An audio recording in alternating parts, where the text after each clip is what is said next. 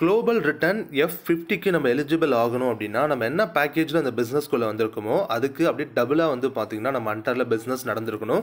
அப்போ தான் அந்த F50 அப்படிங்கிறதுக்கு நம்ம எலிஜிபிள் ஆக முடியும். அண்ட் எலிஜிபிள் ஆகிறதுக்கான கிரிட்டேரியா டைம் வந்து டியூரேஷன் வந்து 7 டேஸ்க்குள்ளே நம்ம வந்து பார்த்திங்கன்னா கம்ப்ளீட் பண்ணணும். ஃபார் எக்ஸாம்பிள் நீங்கள் வந்து பார்த்திங்க அப்படின்னா ஒரு $10 பேக்கில் வந்திருக்கீங்கன்னு வச்சுக்கோங்களேன், உங்களுக்கு கீழே $20 பிஸ்னஸ் நடந்திருக்கணும். அப்படி நடந்திருந்தால் மட்டுமே இந்த குளோபல் ரிட்டர்ன் F15க்கு நீங்கள் எலிஜிபிள் ஆகிடுவீங்க. அப்படி எலிஜிபிள் ஆகிட்டீங்க அப்படின்னா நீங்கள் ஜாயினிங்காக ஸ்பெண்ட் பண்ண மணி வந்து பார்த்தீங்கன்னா 50% to 100% உங்களுக்கு வந்து பார்த்தீங்கன்னா மந்த் ஆன் மந்த் வந்து லைஃப் டைம் கிடைக்கக்கூடிய ஆப்ஷன் இருக்குது. அண்ட் அதே போல் வந்து பார்த்தீங்கன்னா இந்த F15ல் வந்து நீங்கள் எலிஜிபிள் ஆகிட்டீங்க அப்படின்னா இன் ஃபியூச்சர் வந்து நீங்கள் அப்கிரேட் பண்ணக்கூடிய நீங்கள் வந்து ஆட்டோ அப்கிரேடாக இருக்கலாம், இல்லை செல்ஃப் அப்கிரேடாக இருக்கலாம், எல்லாத்துக்குமே வந்து 50 to 100% அப்படிங்கிறது கிடைக்க ஆரம்பிக்கும்.